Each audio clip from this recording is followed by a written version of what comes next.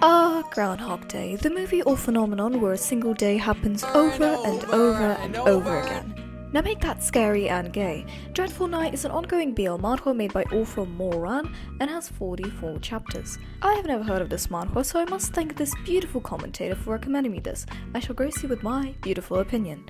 Quick trigger warning before we start, this video has a lot of blood and gore. Not as much as killing stalking, but I assume it's a decent amount, so please skip if you feel uncomfortable. Now with the intro out of the way, let's see what this little hot guy is gonna get up to. Before we can even start the first chapter, our main character dies. Like our best boy failure Yunbom, he gets his neck sliced. But just kidding, this is actually a Groundhog RPG horror game that he's trapped in.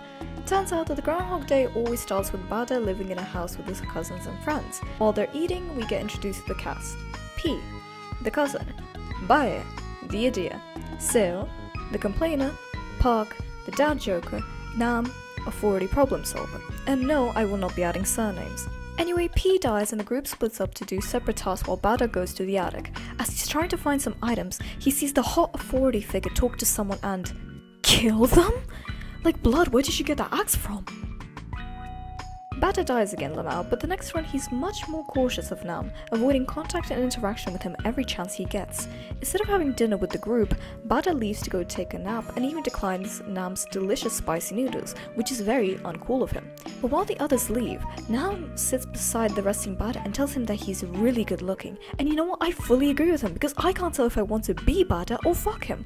But also, flirting in an RPG horror game? What is this, dead play? The cousin dies again and Bada tries to call 911, but for plot reasons it doesn't work. Remembering about the car, Bada fully expects Nam to choose himself to go check it out, but to his and the plot's surprise, Nam picks Bada to look for the others together and choose someone else to go look at the car. Bada really doesn't want to be with Nam, and just like before, he tries any way he can to avoid being with him. From not having a weapon, to checking others' rooms and missing save points, to even a sudden love confession? This has got to be like Yunbom's cooler older cousin, because how did that get into your head, May? First, Nam pins him to the bed and asks him why he keeps avoiding him, which brings Bada to completely spill his heart out. Telling Nam how he fell in love with him at first sight, blah blah blah. Even a kiss? Wow, he is dedicated. But luckily or not, that triggers the murderer's appearance and Bada basically throws himself into his arms to get dragged away further away from Nam. Unfortunately, that means he went onto the torture route, which is basically what it sounds like. And while Bada is desperately accepting and trying to be optimistic about this route, our best green blood dyed flag kills the murderer and looks at Bada to reply to his confession.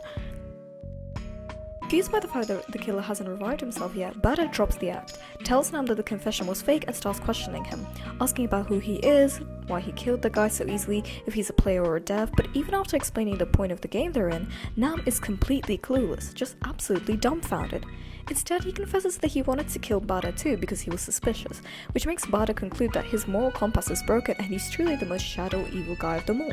After explaining why Bada confessed his love like that, we switch to the other duo who got lost while trying to find a waterfall. Who is this again? Right. The complainer twists his ankle and the dumbass carries his back.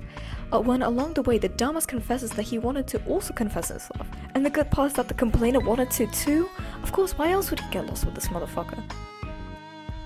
As he's cleaning up his wound, Bada explains the different ways characters have died in his 50 runs. The dumbass Bae sacrifices himself to save his boyfriend and the dad joker dies shortly after.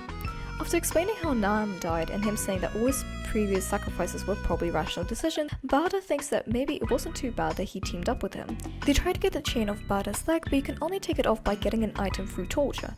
And now that the killer's dead, Nam proudly suggests that he tortures Bada. Bada's quite hesitant about this, coming up with various reasons why they shouldn't, but with a little manipulation he agrees.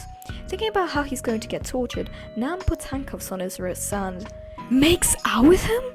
Until he can't breathe and cries? Bro even makes his lip bleed too, what? After they're done, Bada's left shaking and trembling while Nam says that he's going to torture him sexually.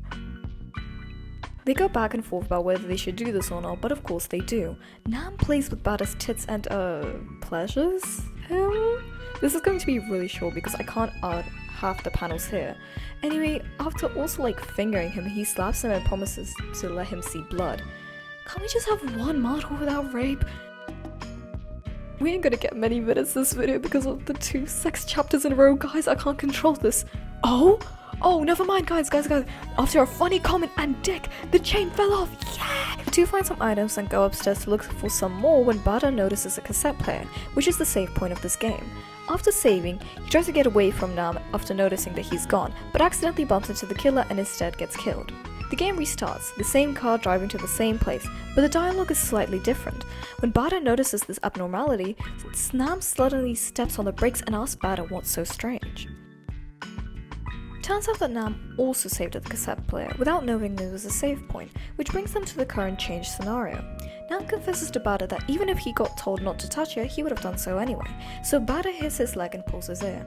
The two continue looking for a cassette player and other items when the conversation turns into how difficult for Bada it is to work with Nam because of their different mindsets. While acting rationally is good, Nam tends to do things without regarding others' faults or feelings and ruins the trust between them. Bada says that in a situation like this where they're both stuck in this, you can't work without teamwork. But I guess Nam has major trust issues because he just thinks that if he levels up his compassion points instead of trust, then he'll win Bada. Anyway, a few hours later and they couldn't find the cassette player when the group suggests a drinking game, but along with their happy exterior, abandoned house next door, and talk about a ghost hunt, Bada mentions that he's never seen them act like this. The group goes to the abandoned house, which turns out to be the house from the newspaper items they found earlier that actually isn't just for show and can be entered. The cousin explains that there was once a serial killer who killed a family 20 years ago and cut off their feet so that they wouldn't escape. And the scariest part is that he has yet to be cool. Ooh, spooky. But yeah, anyway, Bada enters a familiar study room and finds the cassette player and tape and after calling Nam to join him, explains that the abandoned house is a new area of the map. Just as Bada is looking at an ending book, Nam gives him a Snickers, because you're not you when you're hungry. Bada ends up explaining the delicious spicy noodles Nam previously made because of his hunger, and somehow Nam gets jealous? Bro, that's literally you just a few hours dumber and not knowing the color of Bada's dick. What are you on? The dumbass enters the room and asks where his boyfriend is, when we cut off to a clip of the complainer walking alone in the woods, when a pair of scissors comes out his ankle. After his boyfriend died, the dumbass is really depressed, and after Nam cheered him up a bit, Nam decides to use every horror cliche Bada told him to lure in the killer to fight him. Bro would not win against that, and that's a lose-lose fight to be honest. Bada tries to stop him and reminds him about teamwork, but Nam uses his favorite cliche, false kisses and romance to attract the killer even more. And while he did attract the killer, he attracted it to the wrong person because Baba got shot in the head. Next run, as an apology, Nam makes spicy noodles and gets told off by Bada that using cliches isn't the right thing to do, and oh my god, zero sums mentioned? Anyway, Bada suggests that the two explore the abandoned house on their own before the game starts, when he suddenly asks whether Nam wants a beer or a rabbit. What a delicious cliffhanger! I personally have never tried beer, but roasted bunny goes hard. In general, I quite like the resurrection in a game or book trope. It's quite interesting seeing characters slowly develop the true mature realization or fall in love with the main character like, cough cough, Scumville's self-saving system. But the plot is honestly really good and I haven't seen many manhwa structured this way, which I appreciate. Every chapter leaves me more curious about the next one, and seeing how the storyline and personality of each character changes slightly with each run really entices me. I'm curious to see what other locations the two might find and if there are going to be any more missions that they have to reluctantly complete together because friendship is magic or something. Whether I want to be him or fuck him, I don't know, but what I do know is that I love him. He's hot in every panel he's in, and is smart, funny, and knows zero sum. All green flags. He's got a right head on his shoulders, and instead of trying to thug it out, he understands that teamwork actually progresses the game and highly encourages it, even if it's someone as weird as Nam. Basically, he's my little pookie schmookie yonky splunky little guy. He's smart and can stand up for himself, but he really deserves to sit in a shirt poker for most of the time. Eesh man, there aren't many good things I can say about him. He's hot, he listens to Bada somewhat, he's funny, and I guess that's it.